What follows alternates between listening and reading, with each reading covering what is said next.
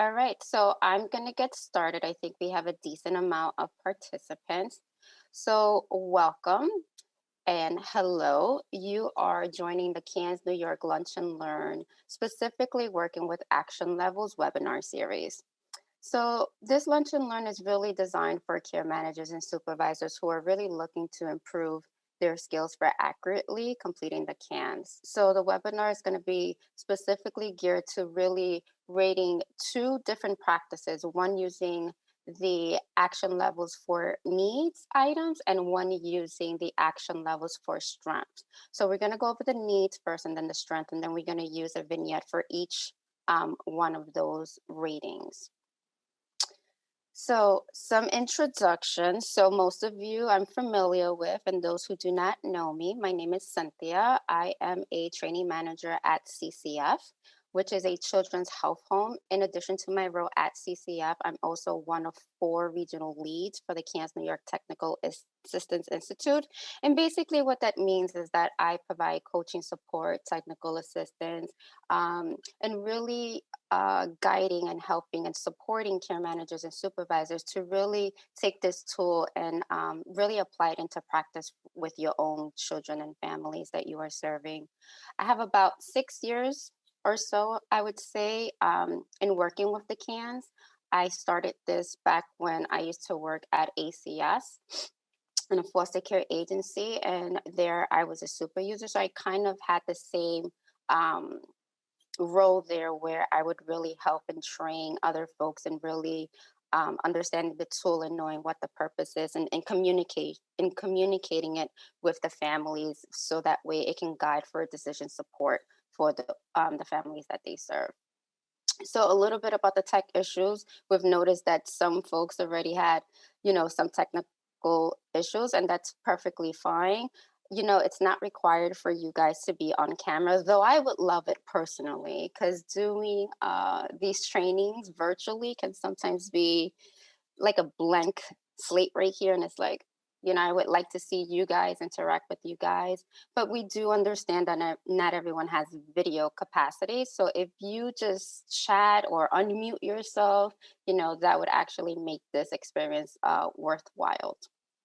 So some things to go over as far as some learning objectives. So we're going to define needs and strengths and the connection to action. We're going to be identifying challenges in working with both the needs and the strengths action levels, explore the prioritization of action and circumstances. And then lastly, we want to be able to explore when it's appropriate to really override the anchor language in the reference guide.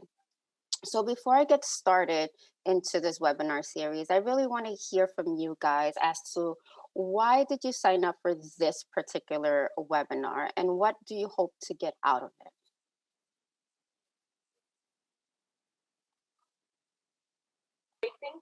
So I'll start. Thank you. Basically, I just want to continue to refresh my skills on CANs and just see what I can continue learning. I've already taken this webinar with you, Cynthia, but I feel like anytime, the more that we can repeat the same webinar, you actually attain different information. So that is my goal, to see what else I can pick up. Great, thank you. Appreciate that. Andre, I don't know if you're speaking, but you are muted. Yeah, no, I was trying to adjust everything. I actually just want to really just if because when I've been in the field since 2003, and just we have a certain mindset, I think, and it's about just really figuring out am I thinking, how should I be thinking, or should I rewire or think differently in order to get a certain outcome on the test, or even just period. Yeah, and that happens sometimes, right? Because the strengths and the action levels are rated differently and they use for different purposes when it comes to like decision support and really helping the families, navigate, their own strengths and needs as well. So I hope to be able to give you some of that. And also, I would tell you guys, feel free to interrupt me, ask questions. This is really designed to really support you and support the families that you serve. So, anyone else would like to share as to why they signed up for this particular Lunch and Learn?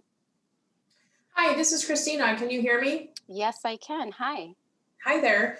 So I signed up to refresh my own skills, and I think as a supervisor, anything that I can do to help my staff. I feel like we've made a lot of really great adjustments with the pandemic, but sometimes assessing things from afar over the phone, via telehealth, is not exactly the same as in person. And I'm finding that I just need to follow up with staff to ask some questions or help them to kind of narrow things down in their own mind. So anything I can get better at can help them get better too.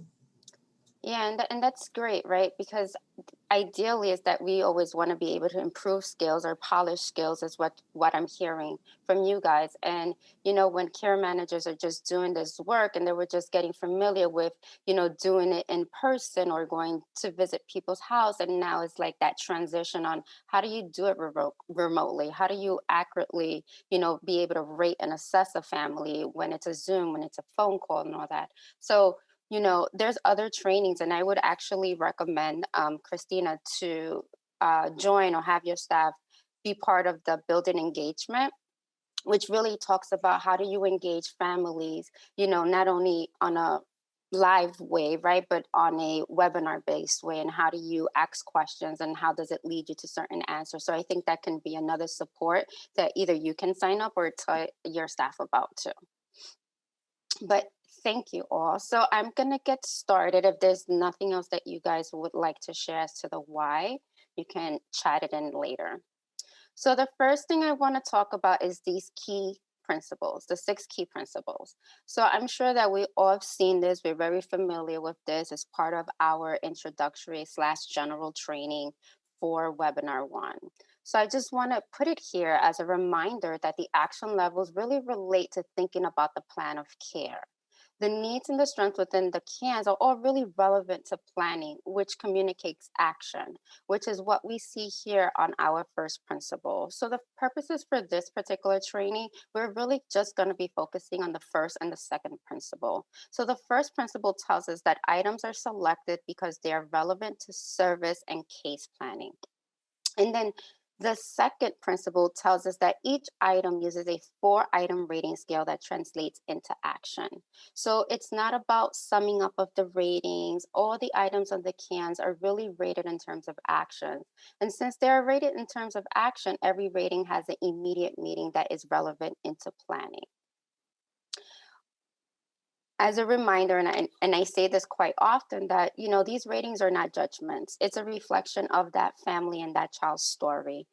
It's a description that gets translated into action, so that way we can allocate the appropriate resources and or interventions that that family may need depending on their level of need and strength, right? We can't forget about the strengths. We also want to be able to build and support strengths as well. It's not always about the needs, but really focusing on how can those strengths really support the needs, and the action levels really allow us to develop a shared understanding of what really needs to be addressed and what strengths to build and develop. So I'm going to get started with the action levels for rating a need.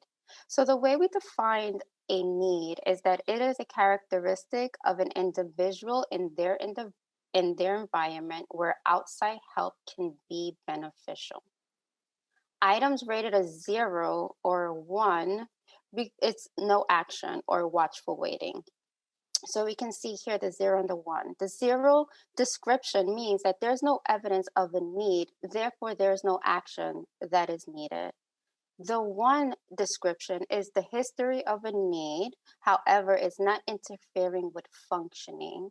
And the action that you want to be able to take is preventive action or watchful waiting. Now, the 2 and the 3 is what really gets addressed into that plan of care. The 2 being that it is interfering with capacity to function or functioning, and the action you want to take is required. If we're rating a 3, it means that the need is dangerous or disabling, and the action we want to take is immediate action. So I want you to start thinking about these action levels and really think about the use and the caregiver's functioning and our decision to really act about impairments in functioning.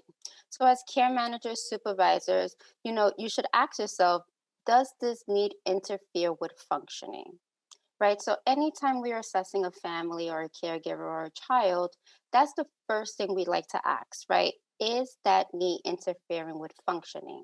Kind of to help navigate through these action levels, the 0, the 1, the 2s, and the 3s. When rating specifically the caregiver domain, which is the first, section of the cans, we really want you to remind you that it is really about the capacity to parent, right, and their functioning. And that when we're rating those 26 items, that we're really rating them on a need scale. So I know oftentimes people do get confused because it literally states caregiver strength and needs, but it's not trying to figure out what 26 of those items are a need and or a strength, right? It's really about rating all those 26 items on a needs scale. So I want to have a little bit of examples and explain this a little bit further. So I want you guys to think, and I'm going to use the example of the mental health item in the caregiver section. And again, we're using this needs action level rating scale. So let's say that you're working with a mom who is struggling with clinical depression and sometimes struggles to get her daughter off to school and to her weekly therapy appointments on time. Do you think it's interfering with the caregiver's capacity to parent? Yes or no? Yes. Okay. So we want to determine the action level that would apply, right? We already asked ourselves, is that need interfering with the capacity to parent, right? We're saying yes. So if we're saying yes, we want to now think about the action levels, right? What would be the appropriate action levels? Is it actionable, meaning that action is required, or is it dangerous or disabling, meaning that immediate action is required? And again, when we are rating for action on certain items, such as a mental health items, I want to remind you that you personally are not going to be working on this by yourself, right? You would have to refer this caregiver to someone else, right? But then you would have to collaborate with that specific person in order to get the information that you need to really be able to rate this. Mm-hmm. So now I want to change the story a little bit. So we're going to use that same scenario, but now let's say that the mom explains, I saw you, but so now let's say that the mom explains that she's been diagnosed with clinical depression, but because of the work she does with her therapist, it does not impact her caregiving. Her daughter is always on time for school and even early for her appointments with her therapist. So if there's isn't any evidence of a need interfering with functioning, we will rate it as such. So go ahead, Andre. Mm-hmm. What were you going to say? No, I just was going to ask in that initial example, because I was torn between 2 or 3. What would you have put as? I'll throw it back at you. Why are you torn and what separates your 2 and 3? And feel free, guys, to jump in and have conversations because this is what it's about. I think the initial is disabling, but I don't know if it's really interfering with. Oh yeah, so I guess it's 3 then. How about you guys? How do you feel about it? Hey, Max.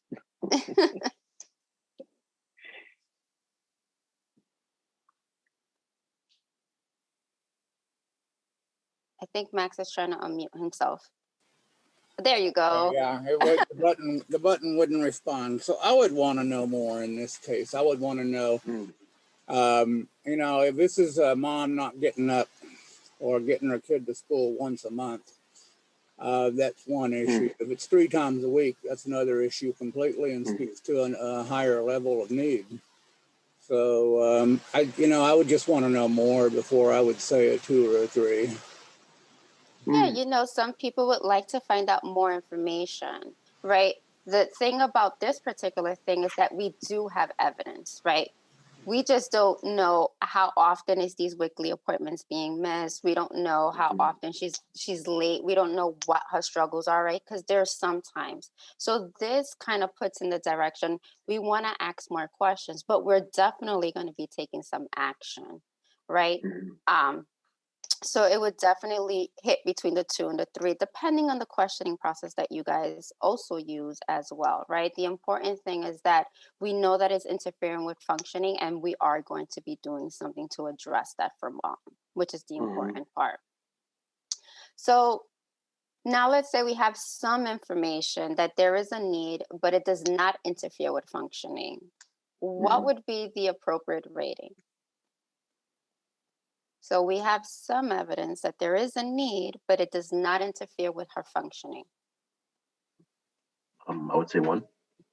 A 1. And a 1 is super important, right? That would be the appropriate rating, simply because it is a great way to continue building consensus. It's a great way to keep checking in with mom. It's a great way to really keep an eye on it, because the last thing we wanted to do is regress or progress or get into that 2 and the 3 where action is really needed. So it's a way to kind of evaluate whether action is needed, right? And then finally, if the caregiver describes as having no mental health issues, then we're rated as a what? 0. Absolutely. So if there's no evidence of a need and the caregiver is literally telling us she has no mental health issues, then we rate it as such, right? So we're going to kind of practice this using the sleep item in the child's needs and functioning. So I'm going to go off the functioning and then the action levels. And I want us to have a conversation. And it's going to be the same story, but it's going to be increasing in her functioning, which is going to be changing her action levels. So Cheyenne is 14 years old with good sleep routine. She gets a full 8 hours of sleep. Evidence of a need? No. No evidence, right? No evidence of sleep interfering with functioning. We will rate that of 0. No action is needed. Now, Cheyenne is 14 years old and loves watching horror movies.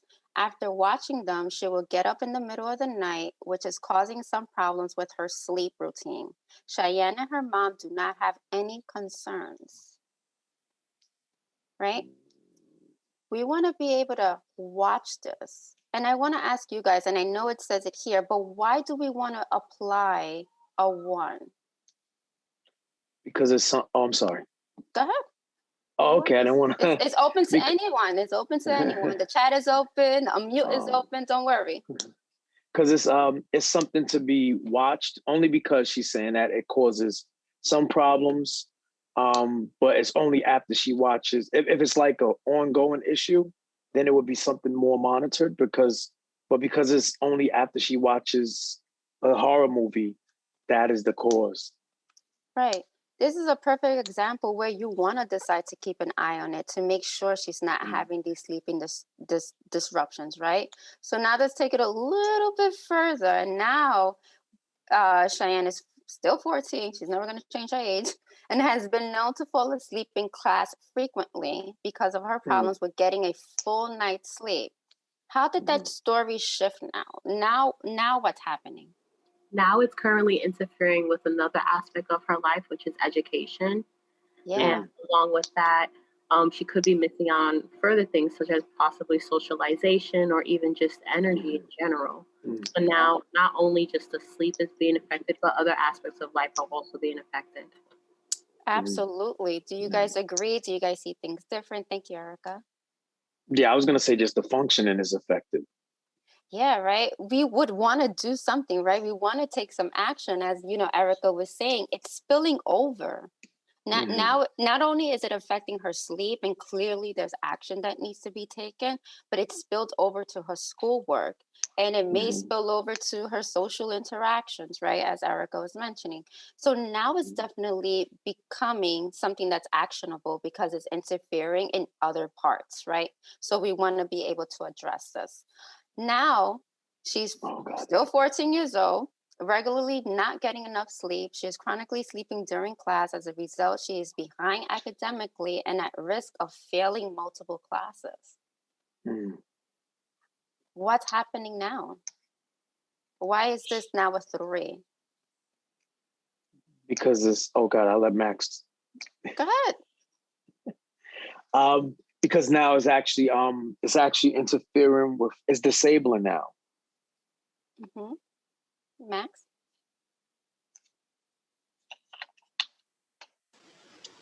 I would agree with that. You know, it's a severe disruption of at least one life domain, as it says.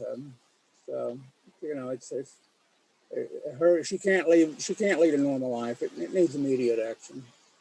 Yeah, absolutely, right? When we're thinking about this, now it's really affecting all her schoolwork, right? She is behind on these classes, several classes, and we want to do something immediately, which is what the 3 is about, right? The 3 communicates you're going to do something immediate.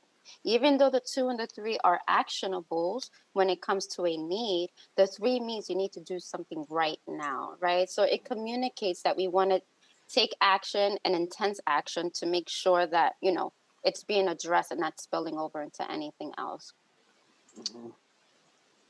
So I'm sure you guys are well, I don't know what happened to my screen. So Mac's screen was not working with unmute and mine is not working with changing. So I'm sure you guys are familiar with this little flow chart, right? That really breaks down the process for selecting action levels. So I want to be able to take a closer look and really breaking down the different pathways, because visually sometimes it's easier than just seeing it like this.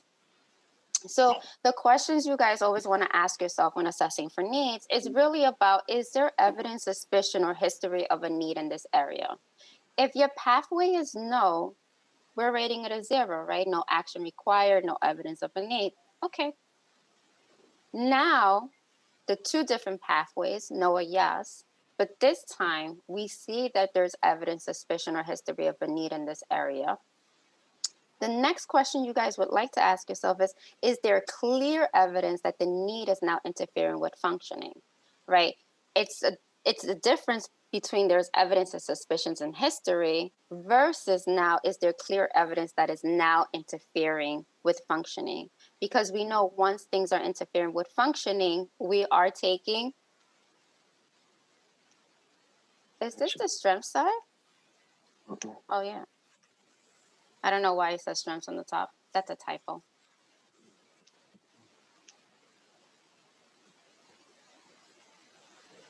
So if there isn't any clear evidence that it's interfering with functioning, right? You're not sure, then we want to be able to rate that a 1, right? We want to watch it. We want to keep an eye on it. Maybe we don't have a lot of information on it. So we want to be able to prevent it.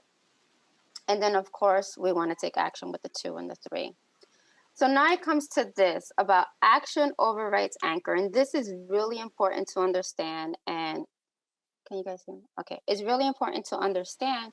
And this is just one example. So here is from the caregiver section, which is the partner relationship. So every item on the cans is going to have an item definition.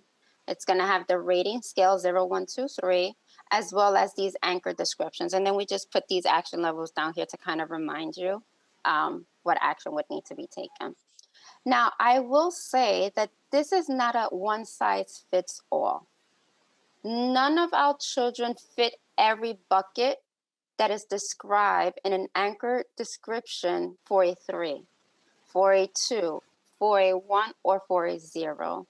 This is really just a way to kind of guide you as to what a 0 may look like, what a 1 may look like, I don't know what is happening, what a 2 may look like, what a 3 may look like, right? It's not meant to tie your hands. And oftentimes I hear, well, she looks like she's in between a 2.5. She has a little bit of the 2 and she has a little bit of the 3. And I'm seeing a lot of laughter, but let's have a conversation. What happens when we're there? What's happening? What's going through your minds when you're like, you don't fit the 2 or the 3. It's like a 2.5 and I don't have a 2.5. So let's hear your thoughts about it. For me, it's when I get to that point, it's about just I guess it's like giving somebody the benefit of the doubt and not putting them on one extreme, you know. So it's like it could be I don't know. I just feel like sometimes you're in the middle, and you don't want to give them the worst case scenario or the best case scenario. If it calls for some type of observation to that specific area. Well, if it calls for observation, that's the one, right? If you're doing the 2.5, you're still on an actionable anchor, right? You're still going to take action. The question is, are you going to take immediate action because it's disabling? And I'll bring you back to that young lady with the sleep, right? When she got it spilling over to other life domains into her functioning, that is something you want to take immediate action for. So, despite what this anchor definition says, we want to think about the action levels we're really going to apply to that young person or that caregiver. Are we going to really take immediate action despite what this anchor definition says, right? Sometimes it's easier to ignore this anchor definition and really think about this flow chart, because at least this flow chart really breaks down the process for selecting action levels. And sometimes it's a lot easier and there's no guessing games, right? And the family is telling you their story, right? So you can even ask the family, how do you feel? How is this interfering with you? Right? It's okay to ask these questions to the families because at the end, it's really about assessing them and helping them navigate or help them navigate even their children's needs. Any questions on this? Sometimes it can get tricky because people tend to just really focus on these anchor descriptions and say, well, it doesn't fit my child. And ironically, it shouldn't fit every child. Every child is different, every scenario is different, every family is different, right? It's important to know what action you're going to take because this is really is what going to communicate the action levels for the family. I think something else too that I have noticed when there is a, like, I'm not sure if I want it to be a 1 or a 2 or a 2 or a 3, is sometimes we want to think the best of the caregiver or the child and give them credit for what they're doing. And for instance, I know sometimes my staff will say, well, things are starting to get better, but then I ask a question and I say, well, is that because of what they are doing, or is that because of the interventions that you're assisting and providing them? Because I think that people are responsive, but if we were to like disappear tomorrow, would they be able to maintain that level of functioning without it being disabling or something that was an immediate need? And so sometimes asking those questions can help refine like what is actually going on and what can the family do independently or what they can't do independently. Yeah, and you raise an excellent point, right? And we talk a lot about that masking principle, right? Is there masking? Is the intervention that's being provided really masking a need? And kind of just what you said, if we were to be removed, if the interventions or the services would be removed, would that child or would that family decompensate? And if your answer is yes, then we want to be able to rate the child and not the child in services, which is a big key principle to really understand. And sometimes, yes, care managers are like, well, they are improving because they are in these services, right? But then the next follow up question, as it seems like you do, Christina, is, well, say these services are not available tomorrow. Are they still able to function without them? And if they're saying no, then we want to be able to rate them as if these services did not exist. One of my classic examples, or my little funny example, is deodorant. Deodorant masks odor, right? If you were not to wear deodorant tomorrow, are you still going to smell, or did it resolve your need? So sometimes I put it in that perspective because we have to really understand that sometimes these interventions can resolve needs. We're not going to say that, interventions or services are going to be needed forever. But if we caution of not sure or knowing that the child or the family's functioning may be disrupted, then we want to be able to rate it as though that service was not in place. Does that help, or did Yeah. that answer your question?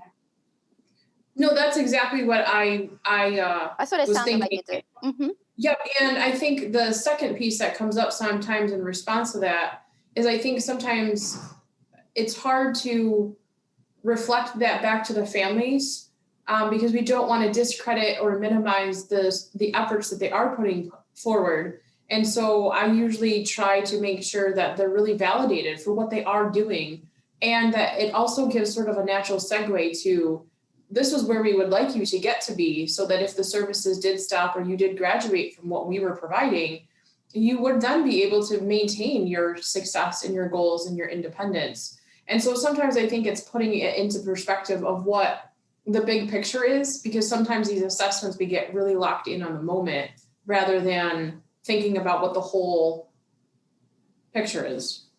Yeah, and I appreciate your reframe, right? Because sometimes, caregivers, children, or alike that are receiving these interventions need to feel some type of improvement, right? They need to feel empowered. And the way you're framing it, like, I want to continue helping you in the event, you're not in a health home tomorrow. I wanted to basically give you the tools in your toolbox for you to be able to continue this, even beyond, a care manager or care management agency. And I think that's important. And we always talk about transparency and honesty. And I think when we have that with the families, it's a lot easier for them to be less resistant or less judged when it comes to certain things. So that's an excellent point too.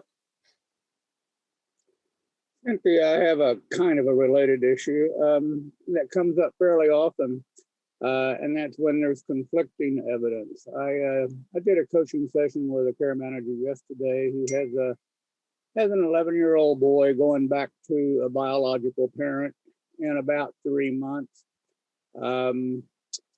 And the story, most of the information for rating the bio dad, who the kid's going back to, comes from the foster mother, who doesn't really want to give the kid up and has kind of an antagonistic attitude toward the bio father. So they tell pretty different stories in terms of how to rate the bio dad. The DSS case manager kind of confirms what foster mom says, but there's some real doubts there on the case of DSS. Anyway, in general, how do you handle rating the bio dad, especially in this case, when there are conflicting stories?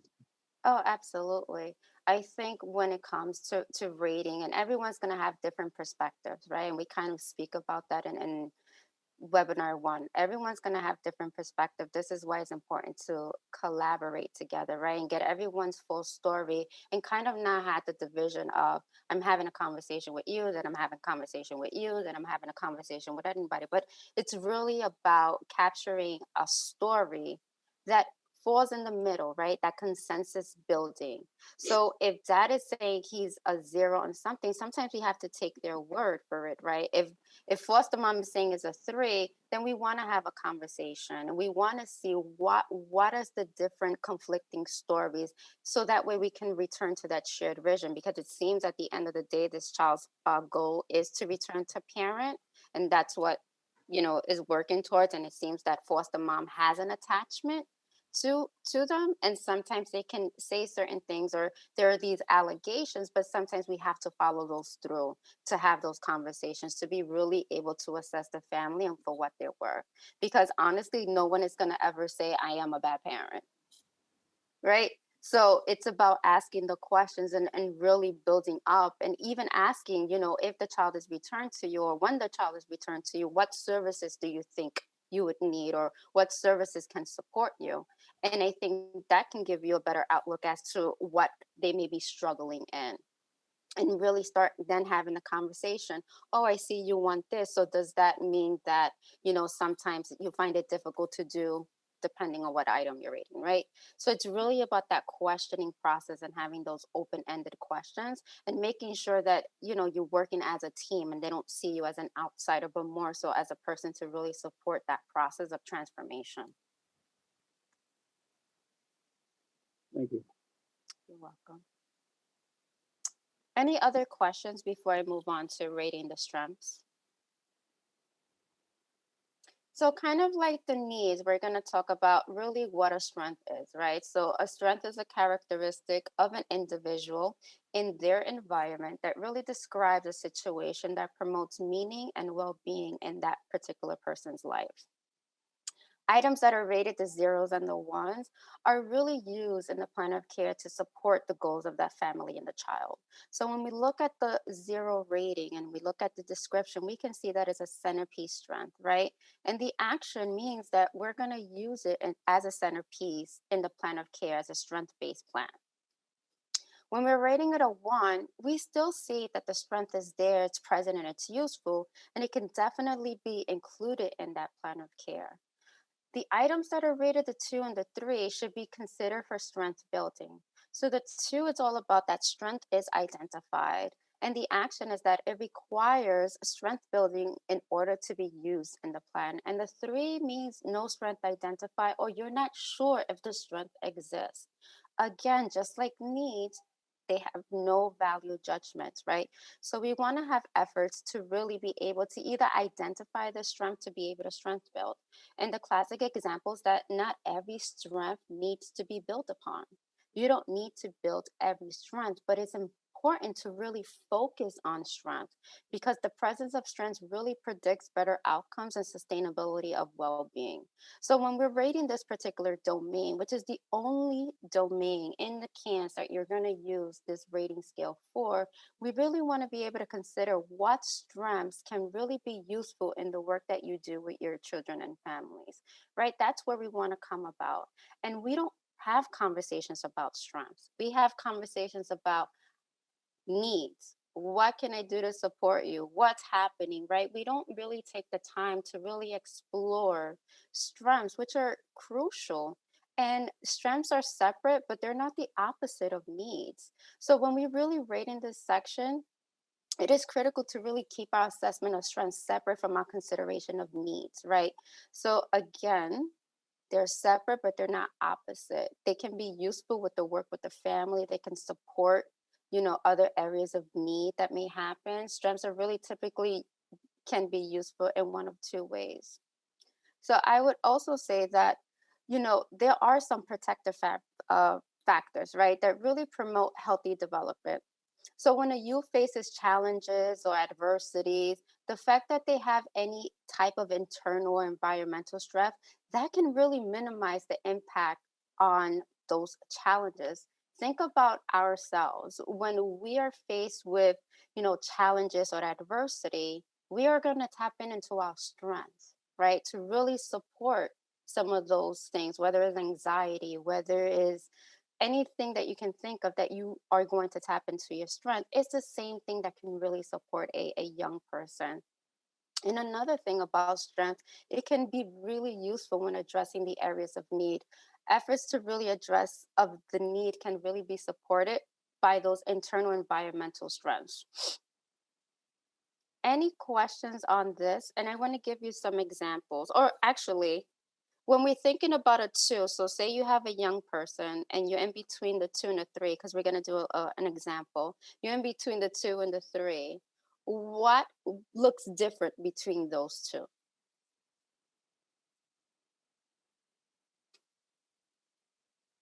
Because I want you to think about the zeros and the ones as really be able to communicate that it's part of your plan of care. It's part of strength-based planning, right? It's communicating that at any moment in time that youth can really access those strengths during their day-to-day life, and they will be using them to help them.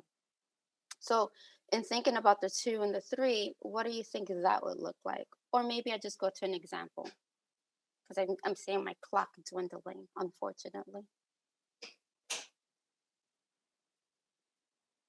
So let's look at an example. So for this particular example, we're going to look at the talents and interests from the child strengths core domain. So just like the needs, I'm going to look at the functioning and I'm going to ask you the questions about the action. So here we have Jewel. Jewel enjoys watching singing competitions, themed reality TV shows in her spare time, like The Voice and America's Got Talent. Do we see that as a strength? I know we see here there's no evidence of a talent interest. We will rate this item a 3, but let's talk this out. So youth says or enjoys watching singing competitions, right? What's happening there? So we see that there's an interest in it, like she likes to do something, but we don't know more information to know why she watches these shows. Is it because she likes to sing herself?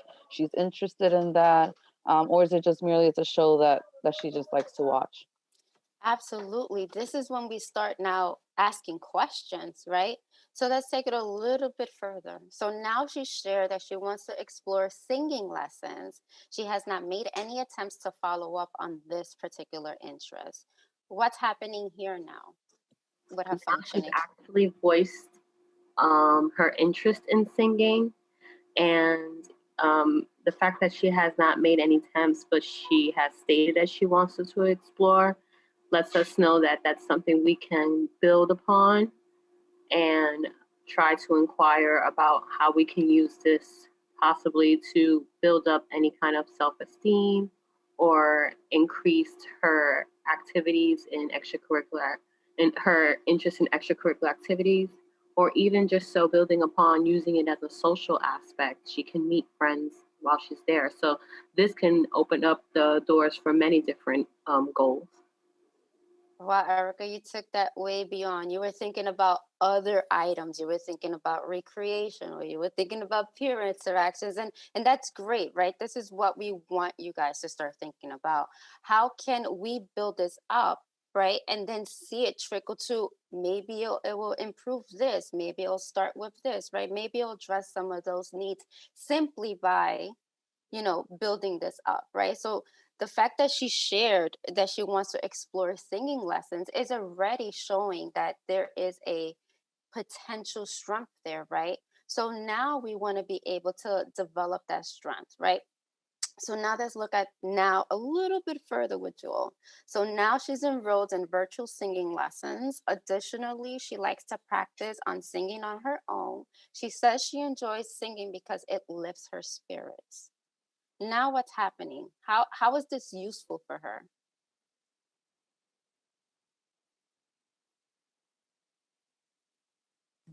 It makes her feel better or good about herself.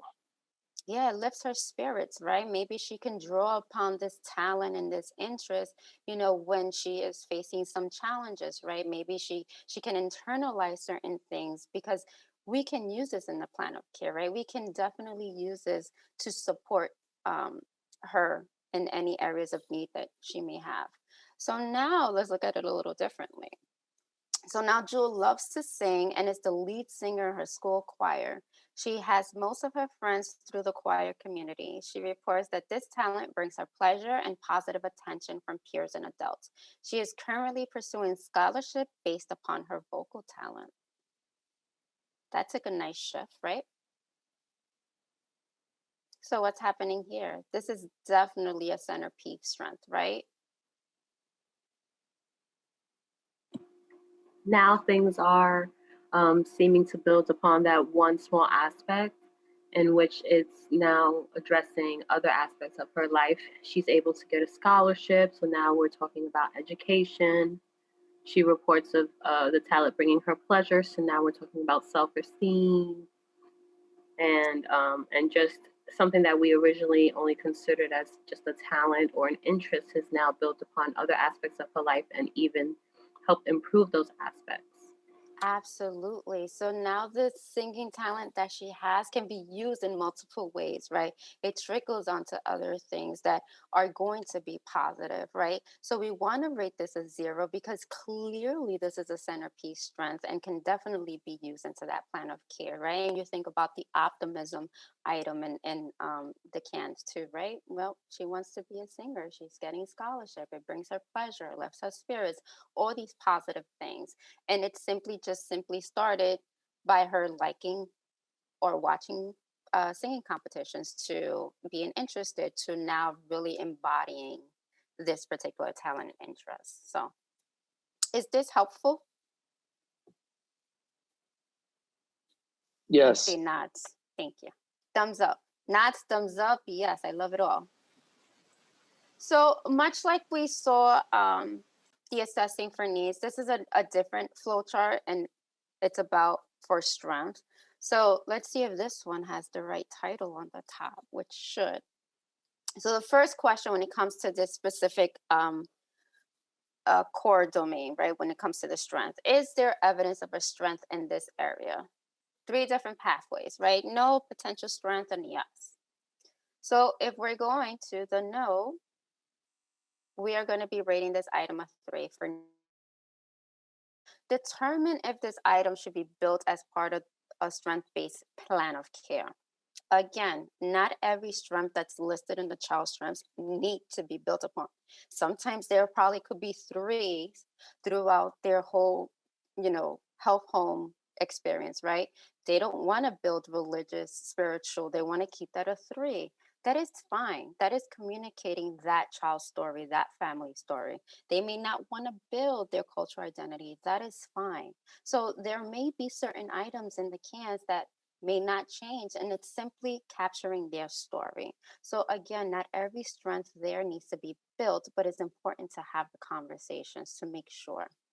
So when we're thinking about potential strengths, right, those are the 2s. Just like with her singing competition, she expressed an interest. So if she expresses interest, what services can we now support that talent and interest, right? What can we do? And I purposely put virtual singing lessons, right? Because now things are a little different, It's not like in 2019. So we have to start being a little bit creative to really support these young people with their strengths, which sometimes can definitely be a challenge. So when we're thinking about the yes, right, we're asking that question, is there evidence of a strength in this area? Yes. Is the strength will be used in planning? So just like a need, when we ask the second question, we want to ask this follow-up question. Is this a strength that would be used in planning? We want to rate it a 1 because it's useful and it's there and it's present. The difference between the 1 and the 0 is that the 1 could be that it needs some tweaking. It needs some exploring to do, needs to have a little bit more conversation. But they both can be used into the plan of care. And then the 1, of course, is the centerpiece.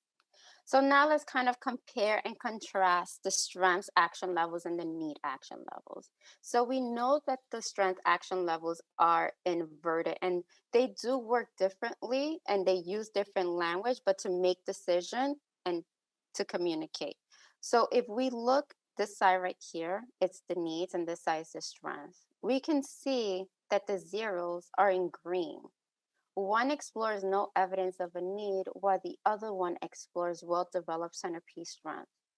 Then we have this yellowish color, history of a need, a possible need, or strength is useful. And then the orange in color, need interferes with functioning, strength is potentially useful. And then the 3, need is dangerous or disabling, or it's currently not a strength. What similarities do you see here or differences? What is similar? 0 is good and 3 is bad. Yes, the 0 and the 1s, I would say, communicate better news, no matter if it's a need or a strength. They communicate better news than the 2s and the 3s.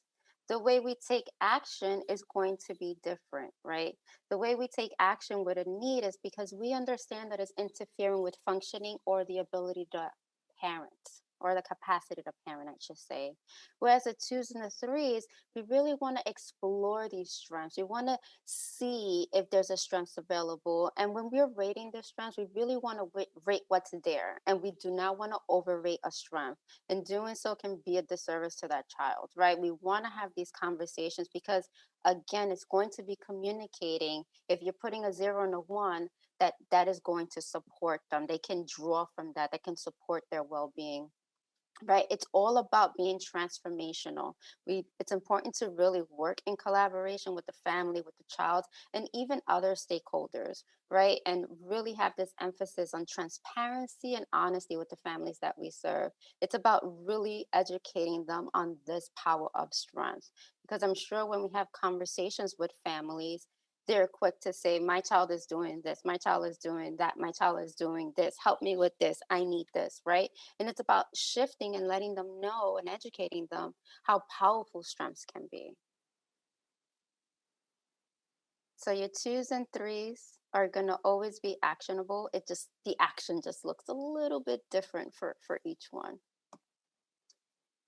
Do you guys have any questions? Was I able to answer your questions from earlier in the hour, where what do you want to get out of this and why do you signed up and what you hope to get out of it? Did I successfully do that? Yes, you did, Cynthia. Thank I, you. Yeah. I actually have a comment based on what you kind of just said. I think also it's important to listen to the language that the parent is using. You definitely give examples of the parent will say, I need help with this, or my child does this great. And to me, help means equals there's a need, because you're asking for help, meaning that there's something that that child needs. So that I think if we listen to those certain words and verbiage that the parents or the member themselves do, that also helps us lead us into what action levels we have to rate them in the cans. Yeah, absolutely, right? It's all about that active listening, right? Being able to ask an open-ended questions and having them, be that speaker while you are that listener, and being able to reflect back, is this what I'm hearing? Is this what you said? Is this what you mean? Right? That way that caregiver or whomever you're speaking to, it's really knowing that you are paying attention, you are listening, either you're troubleshooting or you're just letting them vent, right? It can be either or they're really asking for help in a way that sounds different and it's not directly letting you know, I need help. Right. So yes, it's definitely important to really pay attention to the way they speak, to the way they communicate, to the way they ask for help or don't ask for help. Absolutely. That's an excellent point. Any other ideas, suggestions, or questions about it? Um, We have just a couple of minutes left, and I have to go right at one. But you mentioned earlier in the show that you were going to talk about when it was appropriate to override the anchor language, and one of the specific areas that I run across fairly often is in substance use. Um, it seems like I'll really want to put something there that indicates a history and of drug use and perhaps a suspicion of ongoing drug use. And the anchor language is just not very conducive to using one for that suspicion or history. And maybe that's more specific than we want to get here, but in other areas I run across it too, and I'd just like to hear what you have to say. No, I think that's excellent, right? Sometimes those anchor definitions really don't help, right? But if you're rating on the side of caution and suspicion, there's nothing wrong with suspicion, right? Rate it a 1 despite that anchor definitions, right? And then have that family or have them gradually let you know their story as it comes, as they want to tell it during their time. However, there's nothing wrong with rating on the side of caution or suspicion. That's perfectly fine, right? Because that is also communicating to you that next time you do an assessment, maybe I'll ask the question differently. Maybe I'll look at it differently. Maybe something happened that would allow me to rate this. Because the last thing we want to do is rate it a 2 and a 3 and then give a referral and say, well, you're going to have substance abuse treatment now. Right? That is more of a shocker and more of a reflection of a story they didn't share with you. Right? So rating on the caution of suspicion is perfectly fine. That's helpful. Thank you. Because I deal with care managers who want to take a very concrete view of the manual, and it's helpful to be able to say, the CANS Institute leaders. Oh, tell thanks. me But this. no. So I can blame you, and that makes my life easier. Thank you. Oh man, thanks for that. Now I'm just gonna not answer no more questions. I just want to say thank you, Cynthia, and to everybody that actually spoke and shared their wisdom. Because even just looking at it from a different perspective, it just helps. It makes things a little bit broader when determining an acuity level.